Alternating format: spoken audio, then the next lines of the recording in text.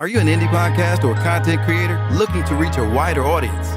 Look no further. Introducing Podcastic, the ultimate podcast network designed exclusively for indie creators like you. At Podcastic, we believe in the power of unique voices and fresh perspectives. We're here to amplify your passion and creativity, connecting you with the growing community of engaged listeners who crave original content. Podcastic is more than just a platform. It's a support system built for indie podcasters, offering a range of resources to help you succeed. From tailored promotional campaigns to professional production assistance, we're here to help you shine. Our intuitive platform makes it easy for you to be seen and heard. We do all the heavy lifting for you.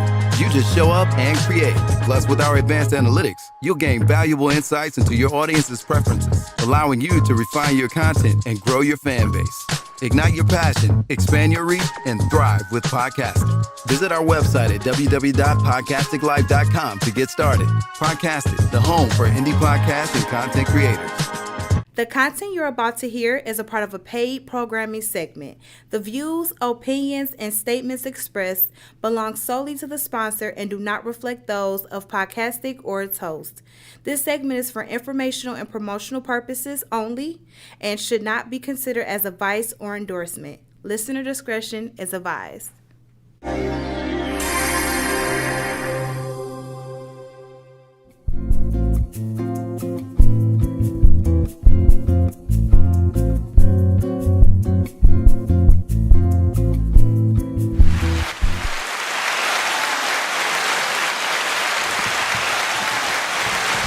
Good day, good people. Welcome to another purpose-filled episode of Lessons for the Journey, produced by Podcastic Studios and Your Inspired Journey, live every Friday at noon here on Facebook and YouTube. I am your host, Dr. Heather Heteroot, and I am a personal change coach.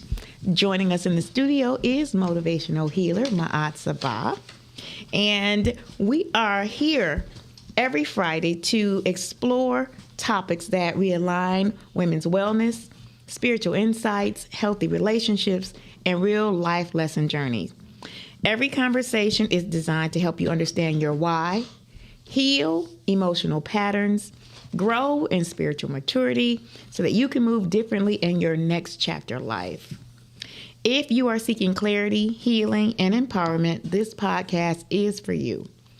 To get started, we challenge you to take what resonates, reflect deeply as it aligns, and move with intention to your next step. Do more than anything, take action.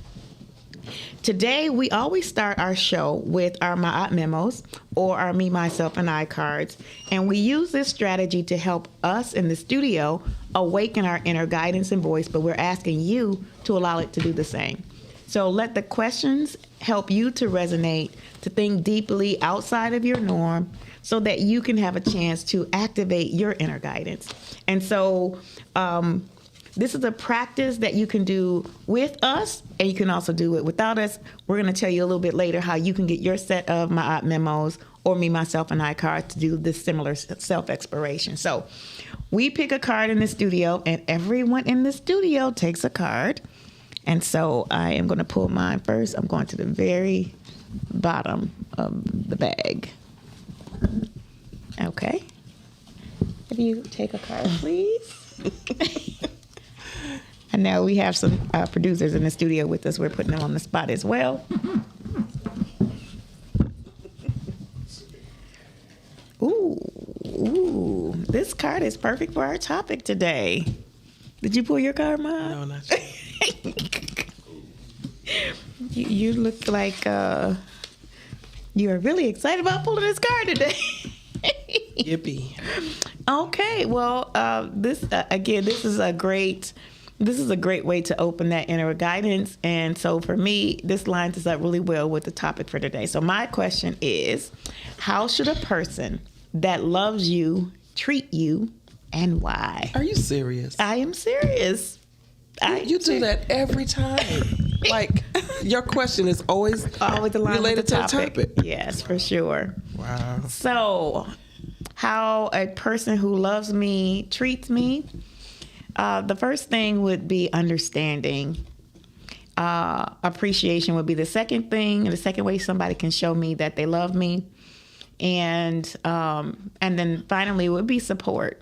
And so in those spaces where I need the most help, I need the most guidance, I need the most patience, that person is providing and helping support those spaces for me. And my why is that I have found my strongholds. Of the 5 strongholds, the ones that I struggle with the most are my issues of abandonment and my issues of rejection.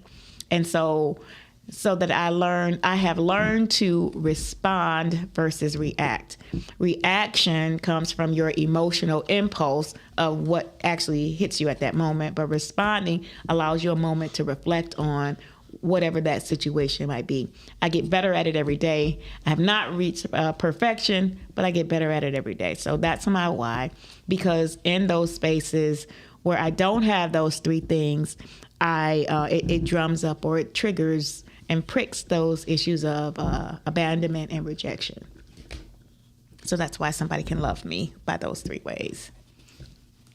Yes. Do you want to try yours?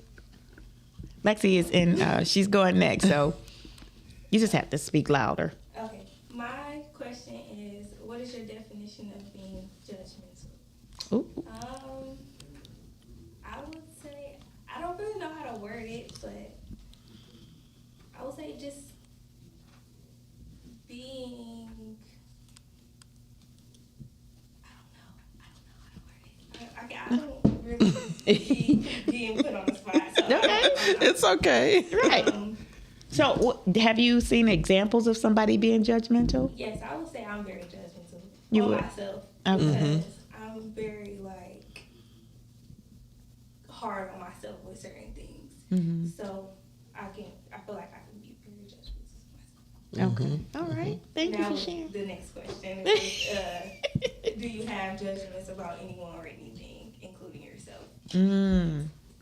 Yes. Thank you. Thank you for sharing. JR, what's yours? Mine is, what's the hardest conversation that you ever had to have and why? I mean, I can think of a couple of them. I had a conversation with my dad because you hear naysayers who talk about what you do for your child or what your child needs help in and this, that, and the third. And then you start to believe what other people are saying versus what your actual person, or in this case, my father, what he thought. And about either last July or the year before, we headed out because his wife had came at me and was asking me now. We was by the barbecue and family, so it's like, she was like, it really hurt your dad, da da da da, woo woo. And I was like, well, why didn't he say anything? But then that lets me know, okay, he pillow talks. So, okay, he pillow talks to you because you his wife, this, that, and the third. Okay, why didn't you tell me? And he felt that I didn't come to him with the problem of a situation I was going through. But every time I tried to go to him, he was always busy. And so that was my why. I came here, I told you, hey, if you got this, I've been doing this, and I'm doing all these ideas, and all this stuff is happening. I need your help. I need your advice. You told me you'll get back to me. You didn't. So because you didn't, I made choices that I had to do what I had to do. You might not like them, but I'm always going to just do whatever it is to make sure that I get to that next level, or make sure that nothing's going to stop something of happening because I can't talk to you. And so I made mistakes, lost out on good relationships, friendships, certain family members, we beef, we don't get along. It is what it is. So that was like a hard conversation because it's the first time I think I've actually seen my dad cry. And I'm in my 30s. So if it's 30 years or so later that I actually seen my dad cry, I'm not saying he hasn't probably teared up and really emotional about things, because when he lost his mom and lost his dad and things like that. But other than that, nah. That was the conversation, one of the hardest conversations. Wow. Thank you. Thank you for sharing that. And I know there are a lot of people out there that have had these difficult conversations with parents for all number of reasons. And the important thing is that, you continue to heal those spaces, that, trying not to carry them because the day and the hour is never determined, right? Yeah. And so, of course, I just want to add that that's the hard part, because see, I am a father too. right, for So sure. That part is like, I have to now understand my son, and I have to figure out how he's more of an introvert, but around me he wants to do everything I'm doing, like lift the weights, doing stuff with the car or anything like that, go fishing. He don't care what we're doing. I just want to be around you, and I'm like, okay, you need me. And now I just got the email like about a week ago, and his mom was like, he really misses you, and this, that, and the third. And I'm just like, oh gosh, wait a minute. Right. Emotional. Ugh. But kids show actions early on. You just have to catch them. So I don't believe that all kids have ADHD. I just think they just don't have enough love, enough concentration focused on them or what it is that makes them tick or makes them talk or has them to have that hard conversation. Right. Now, I asked my son, hey, how many girlfriends? I got a bunch. She in this period. But he thinks it's fun because that's his friends. He doesn't think about it logically and saying, hey, I'm really dating out here, because you're only 10 years old. So, no, 11. Jesus. Wow, thank you. I mean, we know that fatherhood has value. Being a parent has value. Fatherhood is of those roles. It is a different course to be in. So we thank you for being the best father that you are, and we know that is going to help produce a more healthy fatherhood coming from your son. Maya, how about you? What's your question? Okay, mine says, have you ever done or said anything that you regretted? If so, what was it, and why did you say it? I was kind of struggling trying to think of something, because if I say something, I try and think out what I say. If I say it, I meant it. So I don't necessarily know that I would regret it if I meant what I said. But I do remember one of my biggest regrets was for not saying something. And I was pulling up to this party store, and it was in the summertime, so the car next to me's windows were down. I think I told this before. The windows were down, and the guy was in the party store, but he left the kids in the car. And there was a little girl that was in the front seat, but she was in the back seat, but she was sticking her head out of the window. She wasn't doing anything. She was just being a kid, kind of jumping around and enjoying the weather. And this lady came out of the party store, and she looked at the little girl, and she made some kind of comment, was telling her how ugly she was. And I saw that little girl's spirit leave out of her.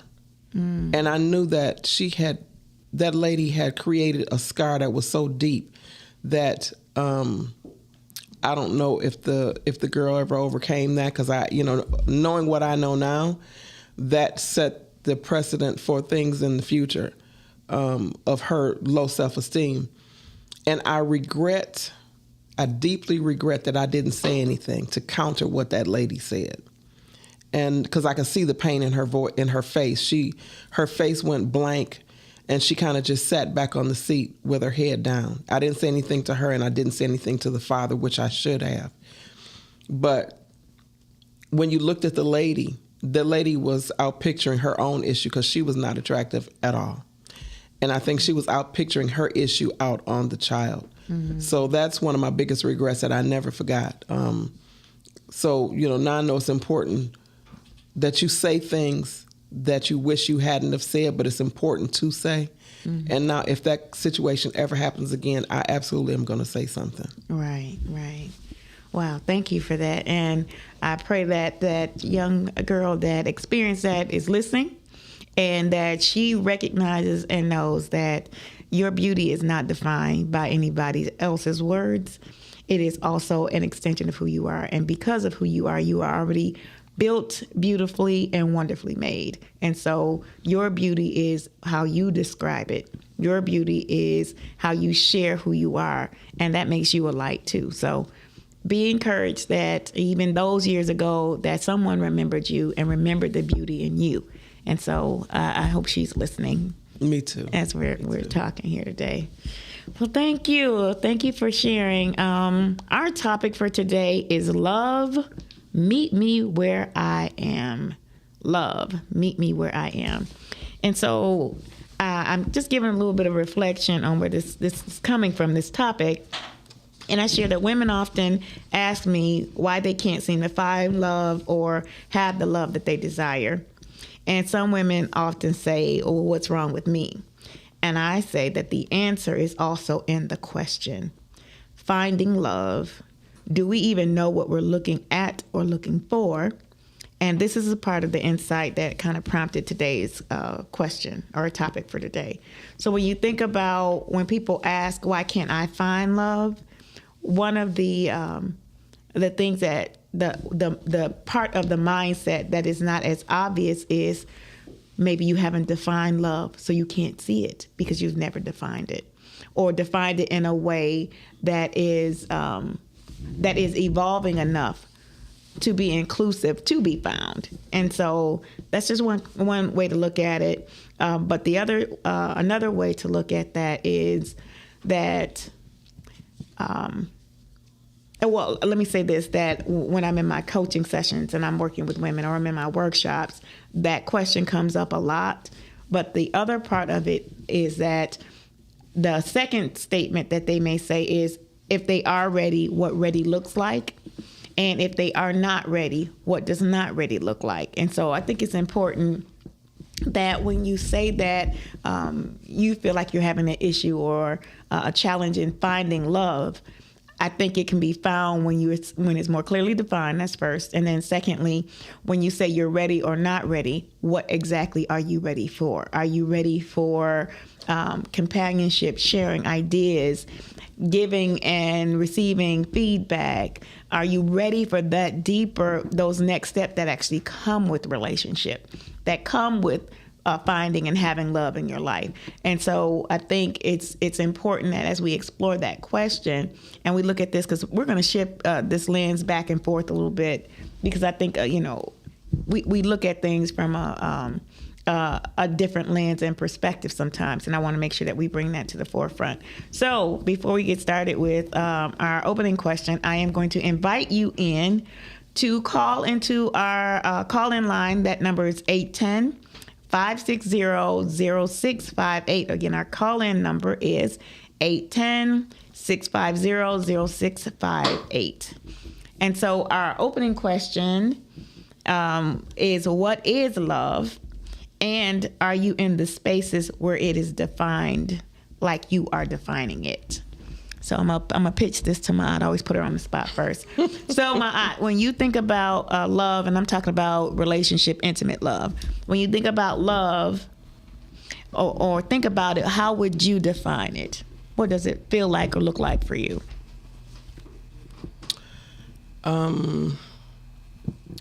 Love is, it is actually something that's unconditional, because you learn to accept people where they are and where they're not. Loving them enough where you're okay with the fact that if it's not you, that you are okay with them finding out whatever it is that they need to discover for themselves. Love is freedom. Love is, what's the old one? Love is patient. Love is kind. 1 Corinthians chapter 13. Yeah. That would be defined as love. Again, freedom. Sometimes when we say we love someone, you hold them so tight that you don't allow them to have any freedom, don't allow them to express themselves, don't allow them to grow. Sometimes when you say that you love someone, you don't want them to hurt, but people grow through pain and challenges and through conflict in life. So loving them is allowing them to feel pain. Loving is allowing them to strengthen their muscles of learning how to navigate through life, especially when it comes to children. Even when it comes to significant others, they have to learn how to navigate life as well. Build relationships in their job, build relationships with their own family, their family, their blood family, and their family with you. and allowing them to learn how to navigate through that is loving someone. And that doesn't mean when they're going through something that you don't offer words of wisdom or encouragement, but loving them also is to not enable. So, you know, love, that word love is a big thing. Some people who are used to toxicity they don't even know what love is. Some people have never felt or expressed love. I had love expressed to them. So it's a big word, defined by, you know, all types of different dynamics and relationships in life. But at the end of the day, a person wants to be accepted. They don't want to be rejected. They want to be accepted. They want to be included. And when they're included in things, then that's another way that they determine that they feel loved, even if it's toxic. So people that join gangs, that inclusion makes them feel loved and accepted. You know, so. Oh, thank you. Thank you for sharing that. When I think about love and defining love, I think of it in a couple of different levels, and this is still around, you know, relationships and the intimate feelings that you have for one another. So the way that I look at love, I do use the definition of love found in 1 Corinthians chapter 13 that starts off, love is patient, love is kind. I think understanding those as virtues, meaning learned behaviors that are a priority in your life. Our virtues are our priorities. And so when I think about that, I think of how important that statement is, that particular scripture is. And so that's one space that I define love in. The other space is I do look at the fact that love is also even in our chakra system, love is also the root chakra, but it's also the heart chakra. And you're talking about the lowest part of our physical being, and the lowest part of our spiritual being is love. And so looking at it through the lens of our chakras, right? So the root chakra being red, which I believe is why, you know, the Valentine's Day, all of that is defined in the color red. And that may have been intentional for some people who actually know, but it really is the basic need to be touched, the basic need to belong, like you said, Ma'at, the basic need to matter and have a place in a relationship. And that touch is so super important, because physical love is also attached to physical touch. It's a type of expression, especially in relationships. We call it affection. You know, we call it tenderness. We call it intimacy. We call it intercourse, right? We talk about the physical connection between partners. And so that's another way that I see love as being defined. But because I'm also looking at it through our heart, the lens of our heart chakra, it is, and this is part of where you talked about being a universal love, that because you are, I feel an obligation to love you. And that means to appreciate that we are sharing this incarnation together. And that's just baseline for me. And then from that, it is, I love you because, and then my list of because is all of those attributes that I value in that person. And conversely, the attributes that I want you to value in me.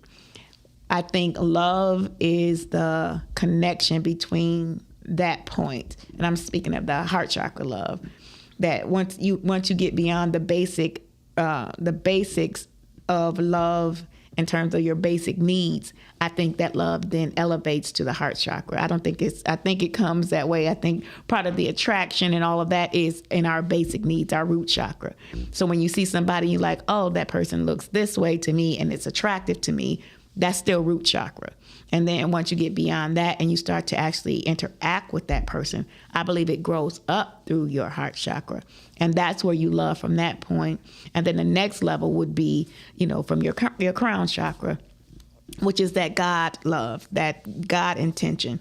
And we're going to segue into that when we talk about this topic, that is where we're going to that's actually the flow of how we're going to go.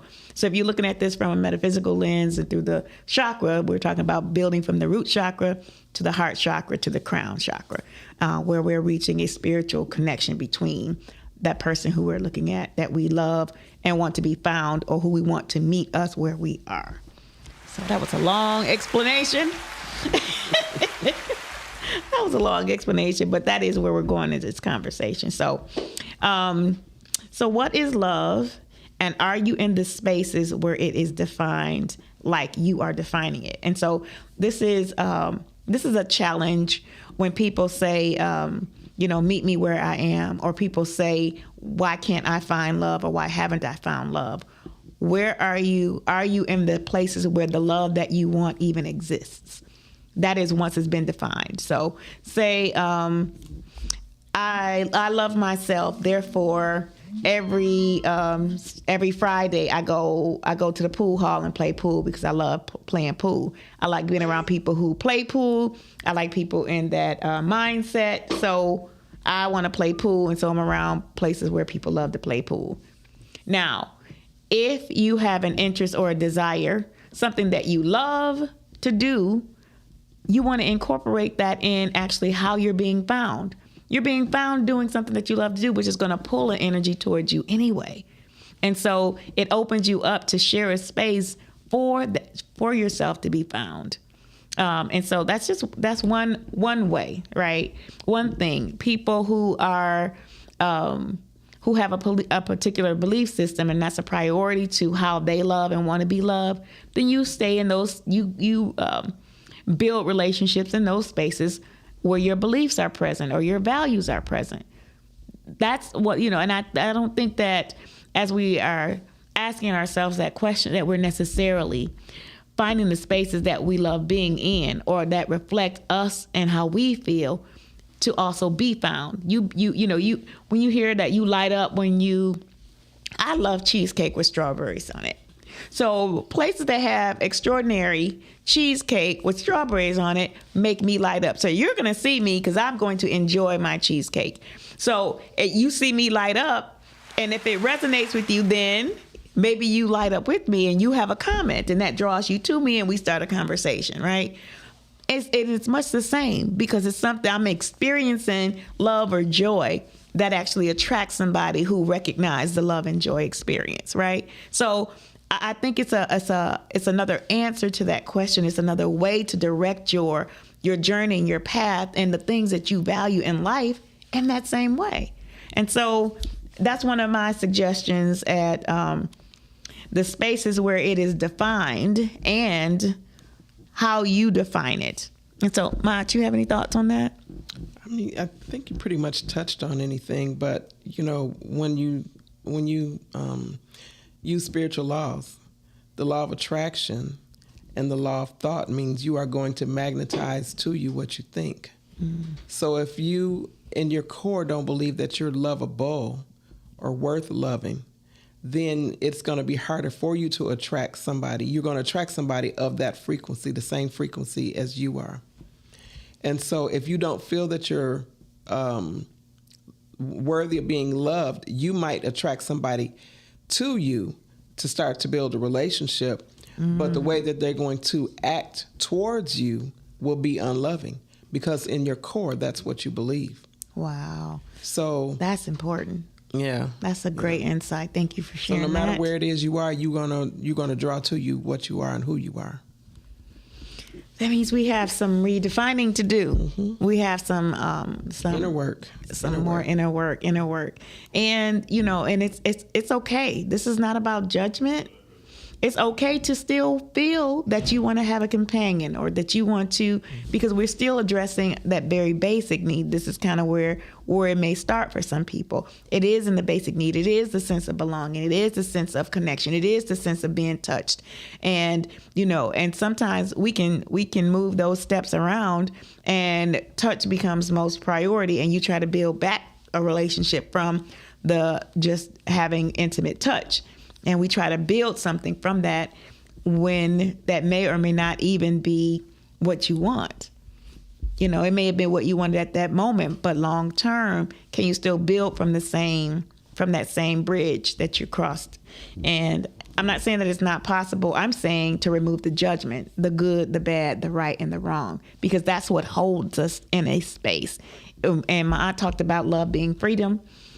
That is what compromises your freedom, is judgment, keeping you in a particular space because of shame or guilt or regret, as opposed to it being a moment in time. Let that be a moment in time that you grow from or you grow through, so that, again, who you're attracting respects and is responding to what you have grown to or through versus what you have done in the past. So I think that's important. A couple things too. Oh, go ahead. When loving is also about you loving yourself. So when I talked about freedom, that does not mean that you get in a relationship with someone and you're allowing them freedom so they can come and go as they want, treat you like they want, mess around on you because you're allowing them freedom.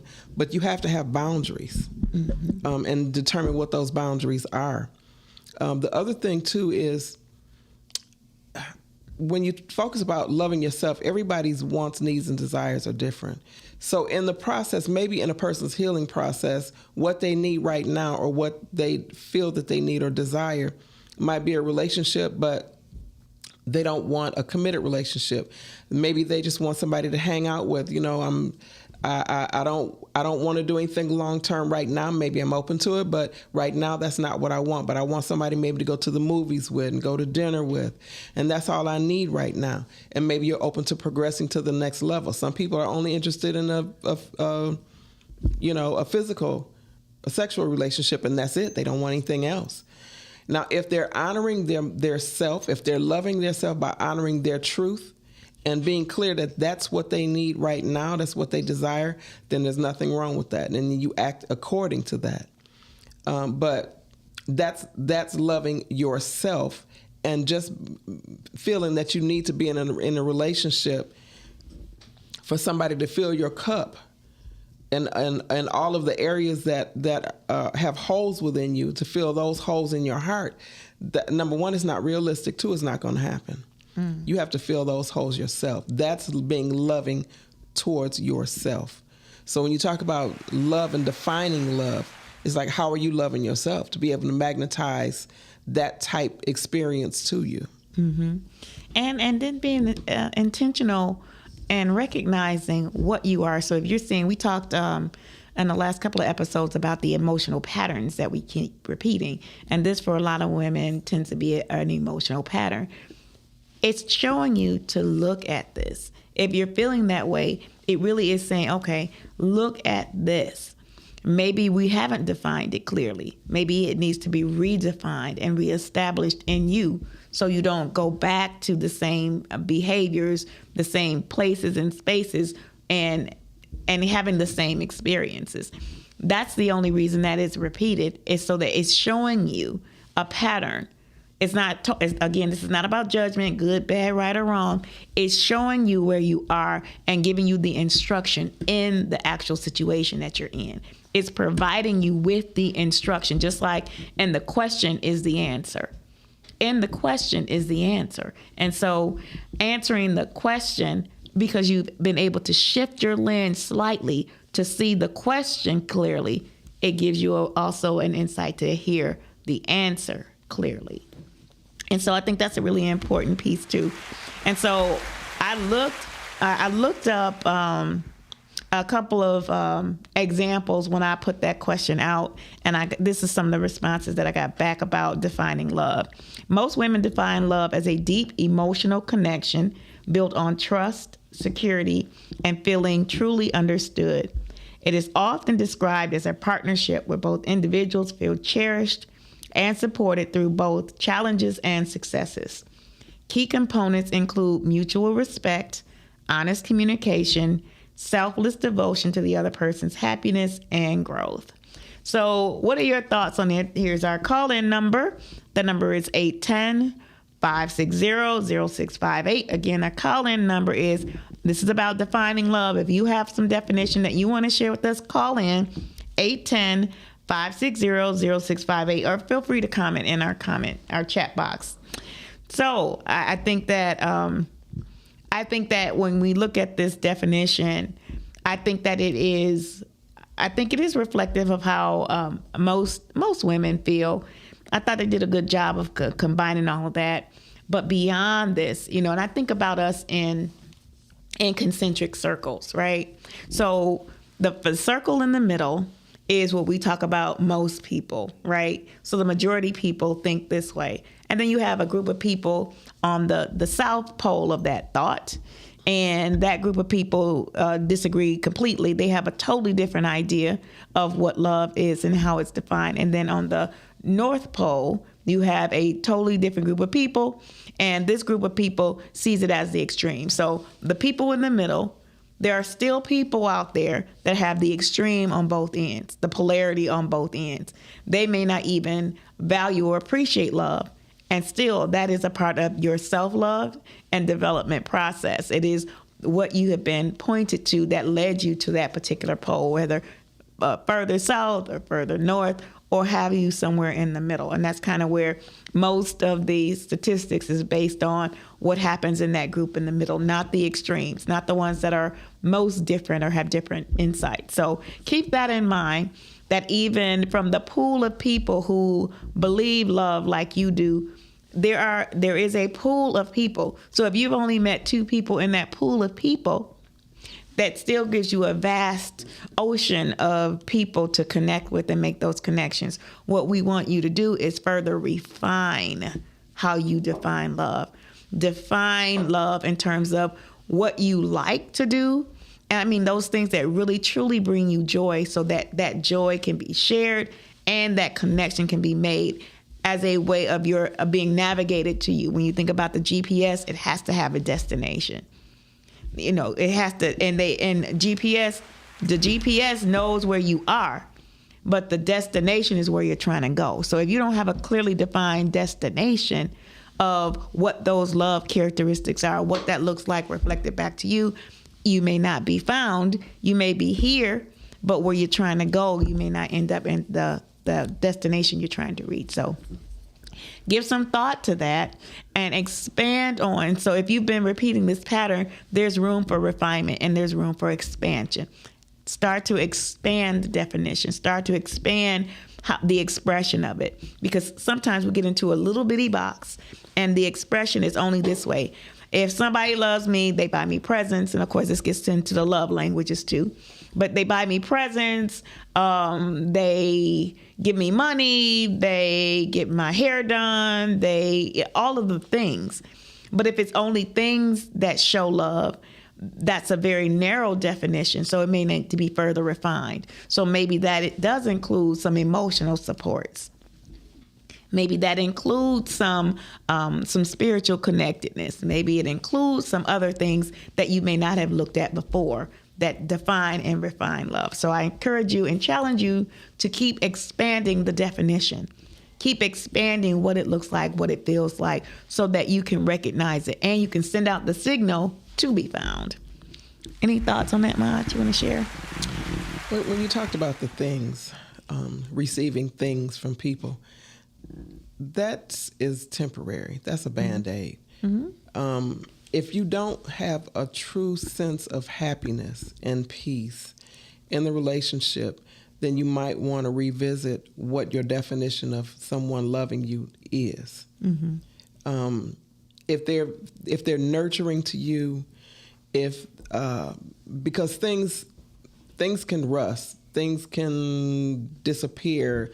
The capability of the person to give you those tangible items might go away, and then what? So you still have a hole left in your heart.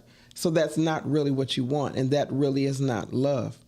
You have people that you see them on TV all the time that have everything that you can think of materially. They have money, they have the cars, they have the clothes, they have the jewelry, they have houses, they have everything materially that a person can ask for, and they are still unhappy. Mm-hmm. They're drinking, they're on drugs, they're acting out in toxic behaviors. So that clearly is not what they know that their soul is looking for. when you have received that, what you define as love, there will be a peace in you. You might be willing to walk away from everything and go get a cabin in the woods and be more peaceful than you've ever felt in your life. You know, maybe that's what really you need. So being clear on what a person really needs, and again, defining what love is by knowing what love is not. That's also powerful. Terrence, thank you for your comment. He says the hardest part about love is when you're in love with a person and they don't reciprocate the love. Your heart loses trust in the next person. And so that is definitely a way to see it and have that experience. But a different lens, again, shifting that lens slightly, is a way to build trust as opposed to not. And it's a way to be courageous instead of being afraid and living in the fear. This is where part of our judgment comes in, our good, bad, right, and wrong. We are on this journey to learn the lessons, to gain the blessings, to share the insights. And so part of that insight is what it's showing you. And meeting people, this is about meeting people where I am, right? Meeting people where they are. You can't be where you are not. And it's because either way, it's going to show up. It's going to show up. But this is a part of the refining process. And so as we experience the refining process, sometimes it is going through the fire. Sometimes it is experiencing the pain. But if you don't, it doesn't give you the. Let me rephrase that. So pain is an indicator. Pain is an indicator. Pain in and of itself has no meaning. Pain, when it's showing you something, which is its purpose. The purpose of pain is to show you something, guide you to something, whether that's the experience, whether that is the lesson, whether that is the challenging the old way of thinking or doing or being. That's what pain is for. It's not in and of itself to just hurt you. People in relationships, it's not in and of itself just to hurt you. We are defining and refining what works for us and how we work with other people. And in that process, building and breaking trust happens, but that's not where you live. You live in the moment and live in the moment to come based on how you react or respond in this present moment. And so the more you get to know yourself and understand yourself, which is ultimately what pain is pointing to, where do we need to do more inner work, self-work, healing? Where is that thought still there? And that's why I started this conversation. If you were here to hear this, Terrence, about that, I know my strongholds. I know I have of the 5 strongholds, which I'll tell you in a second. Of the 5 strongholds, the ones that I have struggled with the most have been my issues of abandonment and rejection. And so when your challenge is around trust or broken trust, your issue is around abandonment and rejection. So let me say the 5 strongholds are control, pride, distraction, rejection, and abandonment. I'll do it one more time. These are the 5 strongholds: pride, control, distraction, rejection, and abandonment. When you start to unpack any issue, you're going to run into one of these 5. You're going to run into them. It may seem in a different form, but when you break it down to its basic form, this is why I'm so clear. I've been working through this strategy and this methodology for over 25 years. So it's faster for me to identify, oh, that's my rejection issue. Oh, that's my abandonment issue. And so that's like you apply for a job that you're really excited about and you believe it's for you. You don't get the job. That's a rejection. So, and depending, let me say this, how you react or respond. If you're angry and you are violent about it, or if you want to go and blow the place up, like that's a reaction. That's the emotional reaction to being rejected, right? And even in meeting people for the first time, you get the courage to go say something to somebody and they say, oh, no, thank you, I'm not interested. it's rejection, and you want to, you may want to lash out. That is reactionary. Responding is, oh, the universe is showing me that this may not be the right time and this may not be the right person. Instead of having that lens and learning from the exchange, you react. Responding allows you to be mature, have a more mature response versus reaction. And so I want to make sure that we're looking at that. And when we respond to something, we've given it a little bit more thought. We've used our resources to process faster. Now, situations that can impair that is alcohol, some intoxicant that you may be experiencing. It can alter your executive function. So it can make you more emotional and reactionary, which is where we see a lot of that conduct, the violent reactions to others happen in those moments. And typically there is some altering event that's happened and has, fed into a reaction versus a response. And so, again, this is a place to grow. This is why and how we grow. We learn from these moments. It doesn't define you. That moment doesn't define you. The breakup does not define you.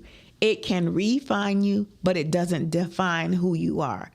It refines your experience. And so we want to keep being refined because the right experience is there waiting to happen, to make that connection. Who is for you, but they are also being created in the process. It's so important to recognize that as we are having these experiences, we are creating that person for us. Whether we are doing that through saying what we want or we don't want, there's a whole other process that I encourage people to do, to be intentional about having that, the person that is for you, connect with you. There's some other things behind that, a whole nother show. But for now, meeting you where you are, meeting love in particular, meet me where I am. And we're going to keep going. So if you have any other comments, please feel free to join us in this conversation. You can call in at 810-560-0658. And so, Ma, do you go for the examples around defining love and how most women define love? You want me to read all of them? Yes, please. Okay. Emotional safety and trust. Love is feeling comfortable, secure, and completely oneself without fear of judgment. It is knowing a partner will be there during difficult times. Active partnership. It is viewed as an action rather than just a feeling, often involving acts of service, support, and shared life experiences. Number 3 is deep emotional connection. Women often prioritize feeling seen and understood, which often matters more than physical or financial attributes. Number 4 is devotion and care. It is a desire for the partner's well-being, growth, and happiness, sometimes described as selfless. And number 5, intimacy and communication. A strong, loving relationship involves open, honest communication and maintaining intimacy, both emotional and physical. And I love each and every one of these examples. And I would encourage our listeners who are asking the question, love, meet me where I am, to really look at these spaces and see where you are in this space. And I tell you, here's a clue. Give yourself a rating. When it comes to emotional safety and trust, I am at a 1, I am at a 5. So let's say a 1 is ultimately already ready to go. 3 may be, I can probably do some of these, maybe not all of them at one time. And a 5 would be, no, I can't give emotional safety or trust, right? So when you look at it, it's just saying, oh, yes, yes, yes. When you put a scale to it, right? When you put a scale to it, also it helps to establish where you are on this line of polarity. Are you ready or are you not ready? And so as you scale that and really do more self-reflection, it gives you a better indicator of where you are. So when it comes to emotional safety and trust, do you and can you be willing to feel comfortable? That's one. Secure, that's two. And completely yourself without fear of judgment. On a scale from 1 to 5, 1 being ready to do these things, 5 being not ready, where do you place yourself? And when you look through your lens of honesty and readiness, how do you rate yourself? And so I encourage you to look at all of these that way. The second one is active partnership. So is it viewed as an action rather than just a feeling? So on a scale from 1 to 5, is it how you feel or is it how you act or show it or demonstrate it, right? That's another lens to look at. Deep emotional connection. Do you feel seen and understood? And how much does that really matter to you? What does it mean for you to feel seen? On a scale from 1 to 5, do you feel like you are being seen without being in a relationship versus being in a relationship? Do you feel understood with being in a relationship and without being in a relationship? And what does that look like if you scale that from 1 to 5? So this is how we do the self-examination. This is the deeper work that we do. Because we look at things and so often it's so much on the surface. Even when you think about the scripture that we talked about starting this conversation, 1 Corinthians chapter 13, love is patient and love is kind. Although those are the first two that are mentioned, I mean, it's no jealousy, no envy. Like, these are other steps. Are you with a mate that you envy because of the amount of money they make, the amount of people that they attract? Do you feel secure and insecure? These are ways to test yourself. And on what scale? So we kind of define love, but now patience. Do you consider yourself as being patient on a scale of 1 to 5? I'm closer to, I'm somewhere in the middle. I can be impatient when it comes to X, Y, Z. That is how you do the inner work. It shows you where you need to do more work, right? And so don't just look at things on the surface. Take it to the next level, internalize it, and see where you fall. If you need to use a scale to do that, use the scale to do that. So you can give yourself a degree of measure to work towards something, as opposed to just saying it blanketly. And, well, yeah, I'm ready. I've been ready for a relationship. But is that true? On a scale from 1 to 5, is it true? Financially, are you ready? Well, I shouldn't have to. Well, if that's a factor that you want, then it may be a factor that you need to provide. So being more clear on that is really helpful, and understanding where love is and where it can meet you where you are. It meets you where you are when you can understand where you are. And so I think that's an important piece to look at too. And so as we move into this this next section,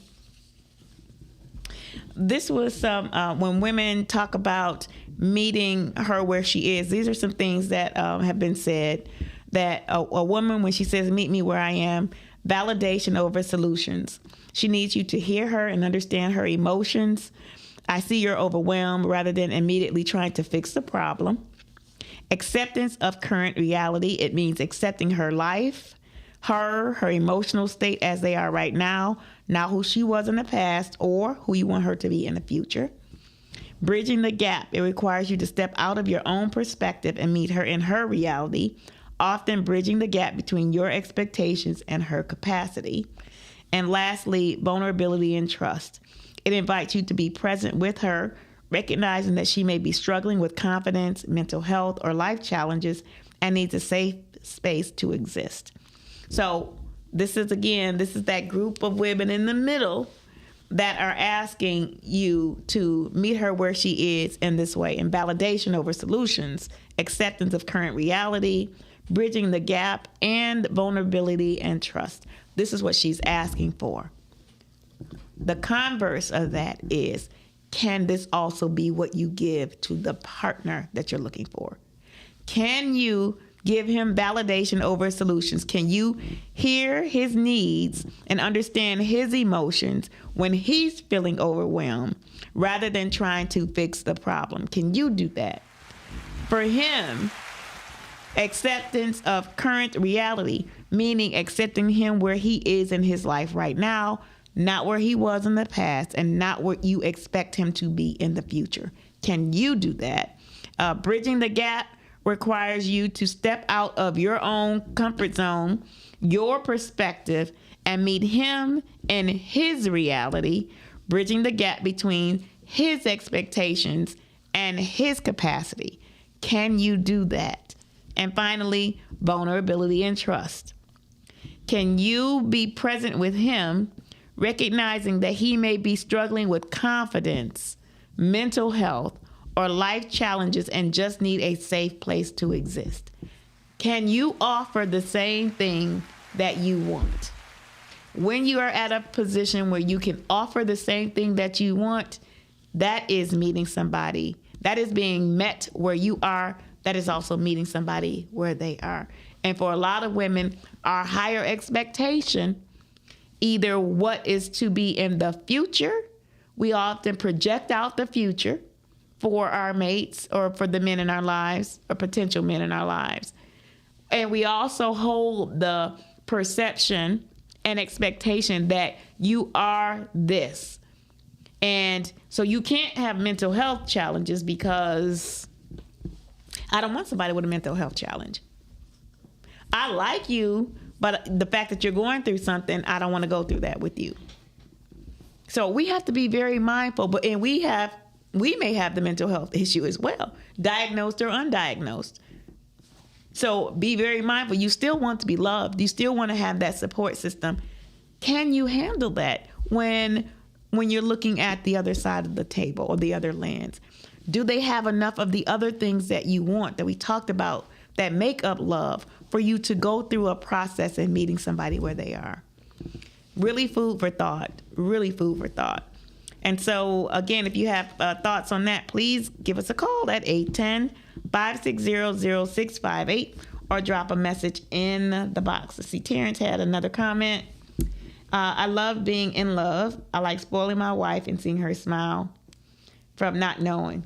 Blessings, Terrence. Take care of your woman. That's right. Take good care of her so that she can take good care of you. Right. We know that it's mutual. All right, so here's a challenging question as we are starting to close out today. I want to go back on this meeting someone where they are. Mm-hmm. It's easier said than done. Maybe think in terms. Usually, when people get in relationships, they're only focused on what they want, and they don't realize that it is just important for the person that you are in a relationship with or desiring to be in a relationship with, that it is just important that they want what they want from you and you want what you want from them. It's creating that healthy balance, but allowing them to learn and grow, heal where they need to heal, whatever that's going to look like. And it's almost like I was thinking of the example of when you have a children. It's easier if you have a child. When you have a child, it's not about you anymore. It's about them. They're your priority. And sometimes you have to put yourself on the back burner. Your thoughts are about them and what they need. So it's kind of like that in a relationship. Even though you are looking for the things that you want and you desire from a relationship from another person, and you're trying to grow and heal and work through things as well, but you have to be just as considerate for that other person's needs and wants. And the emotional maturity and spiritual maturity will assist you in learning how to balance that out, because it's not always about you all the time. You might be needing attention. You might be an attention seeker. And that person has to validate you at all times in everything you do. That's very unbalanced. It's going to cause you a problem. It is not their responsibility to fill your cup up. It's yours. So when you have these needs within you, you have to do your own inner work, which is what we're talking about here. But also at the same time, being kind to yourself for your process and being kind to the other person, allowing them their process, whatever that looks like, along with setting your boundaries about what you can and cannot and will not accept. As you said, if someone has mental issues, that might be a deal breaker. And be okay with the fact that loving you is respecting what your deal breakers are, regardless as to the situation that the other person is in. And on the same token, let's say, for instance, you cheated on your significant other, and that's a deal breaker for them. And they're like, oh, I'm done with this relationship. So it's a give and take type of situation, learning how to create that balance, doing your own inner work, and don't expect someone else to validate you, to fill all the holes that you have, to love the parts of you that you don't even want to love. It's going to cause a problem. So working on you, learning and growing and discovering who you are, it's like two people walking on the sidewalk at the same time. They're walking their path and you're walking yours. You're going in the same direction, but you might end up going in a different direction, and you got to love them enough to let them go, and they need to love you enough to let you go if it comes to that. And giving each other grace. Give yourself grace for your process and what that looks like and the time that might be involved in it, and give the other person grace for what their growth is going to look like, because you don't know what they need to do to heal, grow, and work through things, and they don't know what you need. So, that is also defined as love. It's, I love you enough to discover yourself. Blessings. Thank you. And we're going to close with this idea that it says the topic was love, meet me where I am. And I want to just bring to your consideration that anything that follows the words I am, and for those of you who resonate with this concept about the great I am, so God being the I am, or our source being I am, anything that you put after that statement is a creation, is being created, right? And so meet me where I am as a statement or declaration of what I am actually is for you. So if you're we're starting with the statement love. We want love to meet me in the God space. So what is the God space that you want somebody to meet you in? Meet me where I am in my journey, where I am in my healing, where I am in my love language, where I am in my finances, where I am in. Meet me there. And what you're asking the universe to do is to create the circumstance to meet you right here. Meet me in my now. Meet me in my present. Meet me in my ownership. Meet me in my faith. Meet me in my commitment. Meet me in my my heart. Meet me in my loneliness. Meet me in whatever you put in that statement. You are really making a declaration of source to create the environment.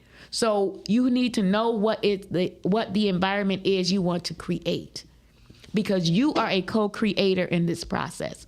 So when you activate it with the I am statement, be very mindful of what you're creating.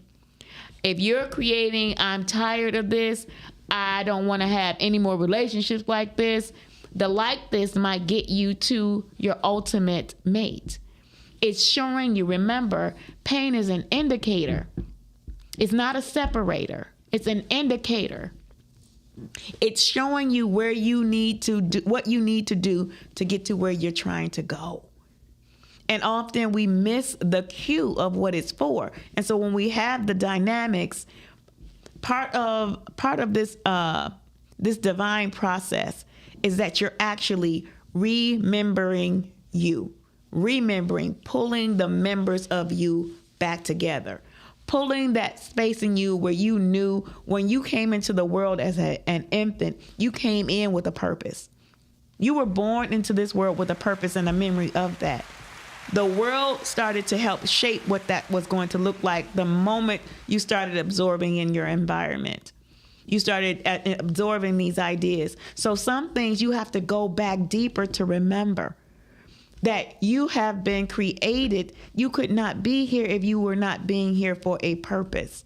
You were not created for a purpose because you're not isolated, because you have value. You have and make up a need in somebody else's life.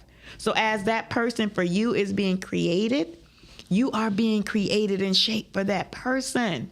So don't lose sight of why we are going through this and why we are doing our inner work and why we are healing. We're also healing for others in our lives who need what we are bringing forth.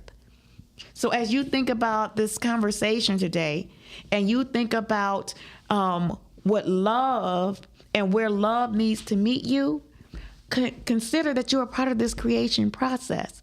Declare and define where you need love to meet you where you are.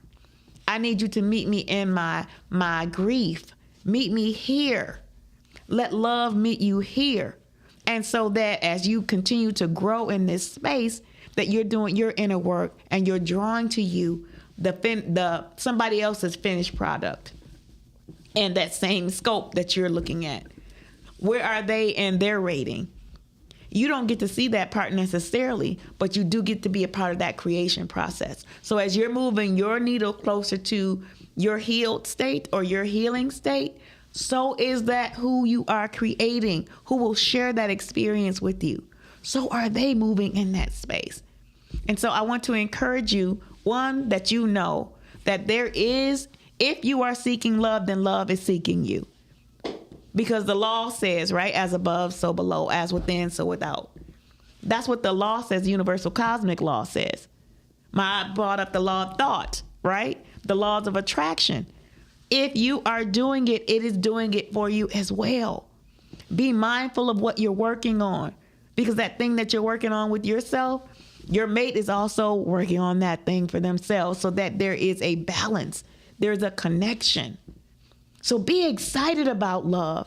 Be excited about your mate. Be excited about the challenges and the obstacles that show up to refine you, not to destroy you, to refine you. You are being refined because you are somebody else's prize. You are somebody else's wish. You are somebody else's mate. And be prepared for that. Continue to prepare for that, so that as you're continuing to prepare and do your inner work, so are they.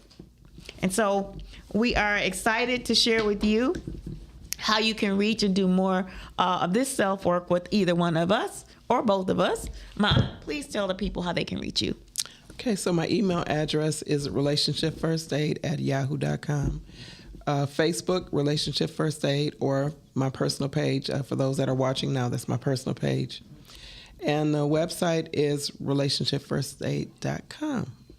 Awesome. And what services do you offer to help people navigate this space?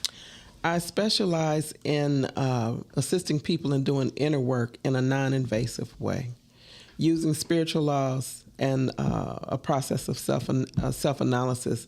It shows you how to go within and find those places that you are trying to find that need to be loved and balanced out. So in relationship building, but more importantly, building the relationship with yourself.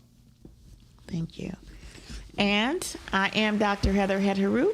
You can find me on Your Inspired with a D, yourinspiredjourney.com. You can reach me by phone at 313-759-7855. And my work is largely the restoration of families. And in restoring families, we restore relationships, we restore community, and we restore balance to the spaces that we occupy. And so I invite you to reach out for personal coaching, reach out for workshops, reach out for our tools. We both have books. My has the memo cards. These are the tools that we use to help us to navigate this sacred space with you. And we share our information, our knowledge, and our wisdom on this podcast to make sure that you have the tools. So go back, visit us on my YouTube page, visit my odds page. Look for those things that resonate with you. We have given hundreds of tools on our show. We have given hundreds of tools to help you navigate the very intricate spaces that you're trying to get through now. Continue to build, continue to grow, because this is your time. We need for you in this time, this season, to allow the best version of you forward so that we can heal the spaces collectively in our energy field that must be healed. We're encouraging you to do the work. We're encouraging you to reach out. And we are also encouraging you right now, stay clear. See you next time.